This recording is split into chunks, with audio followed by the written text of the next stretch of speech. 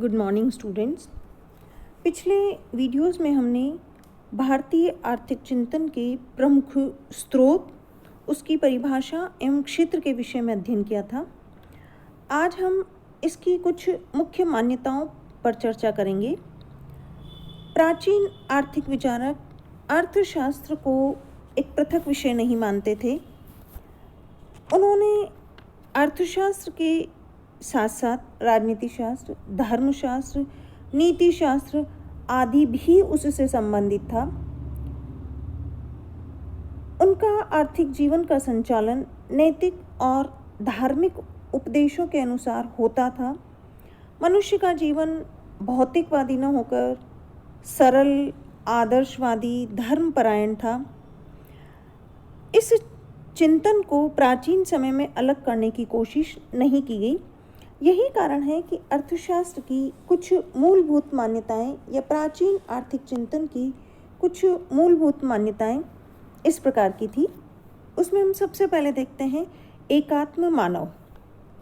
पाश्चात्य चिंतन आर्थिक मानव की परिकल्पना पर आधारित है एवं मनुष्य को धन के पीछे दौड़ने वाले स्वार्थी के रूप में, मशीनी पुर्जे के रूप में मानती है।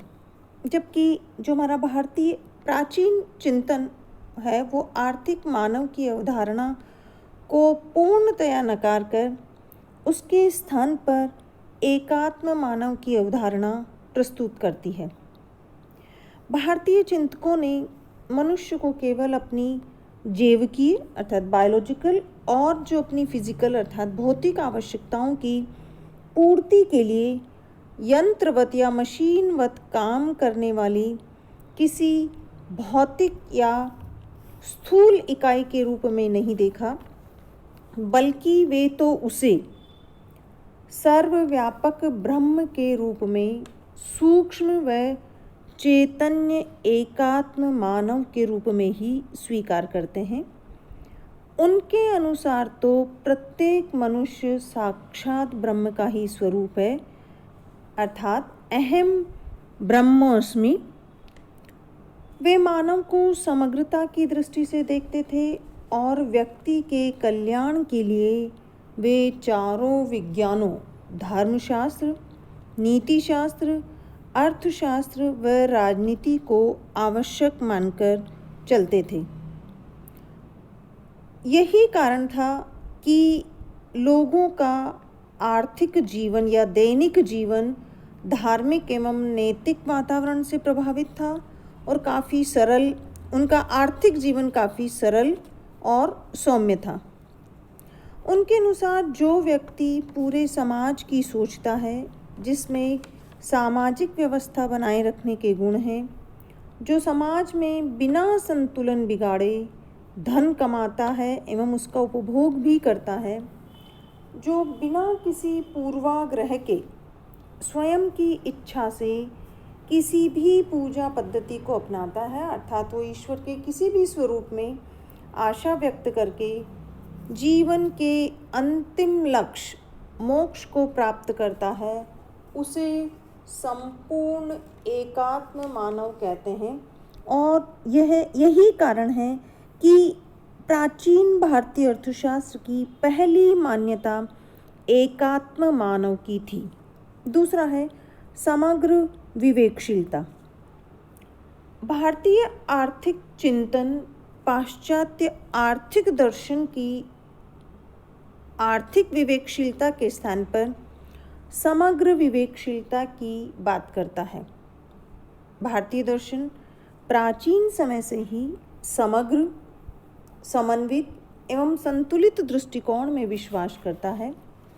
समग्र विवेकशीलता से तात्पर्य आर्थिक चिंतन के ऐसे आधार से है जिसमें मनुष्य का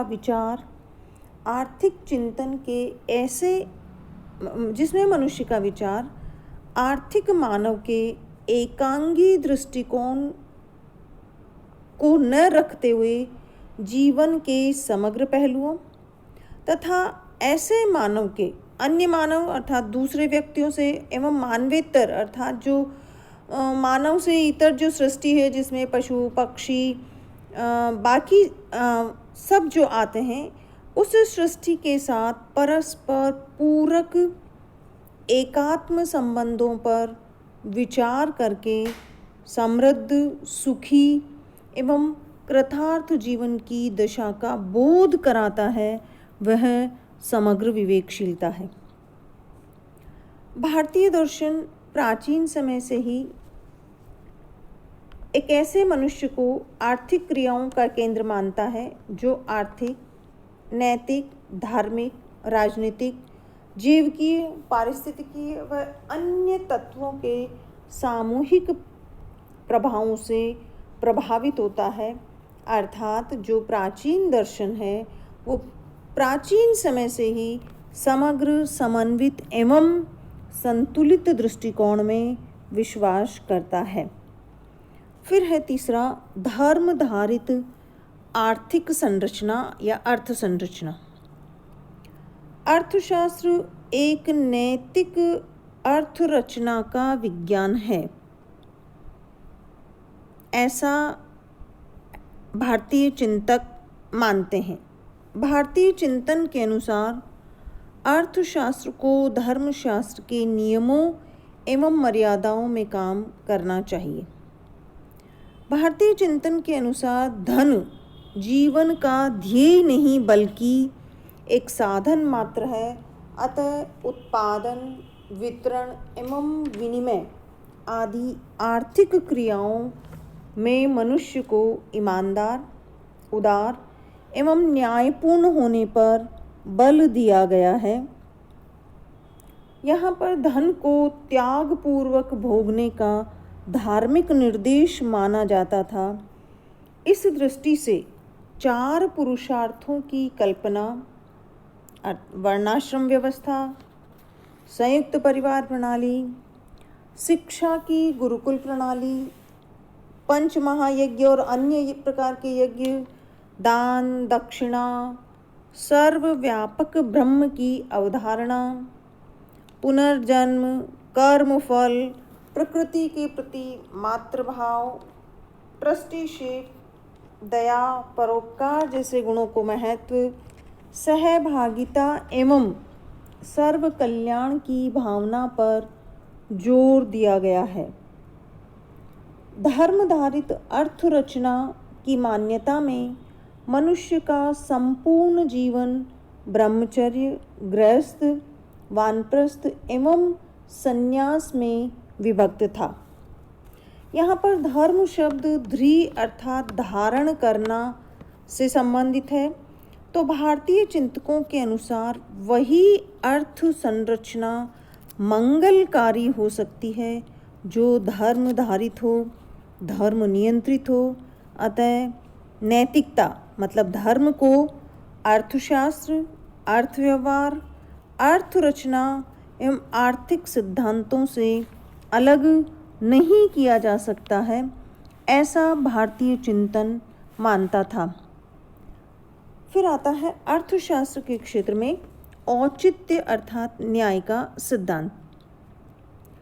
प्राचीन भारतीय चिंतकों का दृष्टिकोण आर्थिक क्षेत्र में उचित कीमत, उचित मजदूरी, उचित ब्याज, उचित लाभ, न्यायपूर्ण वितरण तथा सह उपभोग एवं समान उपभोग की व्यवस्था को लागू करने का रहा है। वस्तुओं का मूल्य निर्धारण करने में एवं क्रियान्वयन के काम में सरकार, उत्पादकों एवं व्यापारियों, कीमत विशेषज्ञों, नैतिक मर्यादाओं के विशेषज्ञ, सामाजिक कार्यकर्ताओं को शामिल करते हुए इनकी सामूहिक जिम्मेदारी का काम माना है। प्राचीन साहित्य में वस्तुओं को बांटकर उपभोग करने तथा समानता एवं कल्याण का भाव प्रस्तुत किया गया है। महाभारत के शांति पर्व में कहा गया है कि धन को अन्य लोगों में बांटकर आनंद लेना चाहिए। सामूहिक उपभोग एवं सह उपभोग की अवधारणा का जो जन्म है वो यज्ञ संस्था से माना जाता है। गीता में यज्ञ के बाद बचे हुए खाद्यान्नों का ही उपभोग का निर्देश था। भागवत पुराण में व्यक्ति को अपनी न्यूनतम आवश्यकताओं से अधिक धन संग्रह को भी दंडनीय माना है। इस प्रकार प्राचीन भारतीय वाङ्मय में श्रमिकों की उचित मजदूरी को भी नितांत अनिवार्य माना है एवं अधिकाधिक लाभ पर अधिकाधिक दंड की व्यवस्था की गई है। शुक्राचार्य ने मूल्यों में उच्चावचन को राज्य की जिम्मेदारी मानते हैं और बढ़ते एवं घटते दोनों ही मूल्यों पर नियंत्रण कर उचित मूल्य की व्यवस्था हेतु राज्य को उन्होंने निर्देश दिया है। फिर आपका पुरुषार्थ चतुष्टय।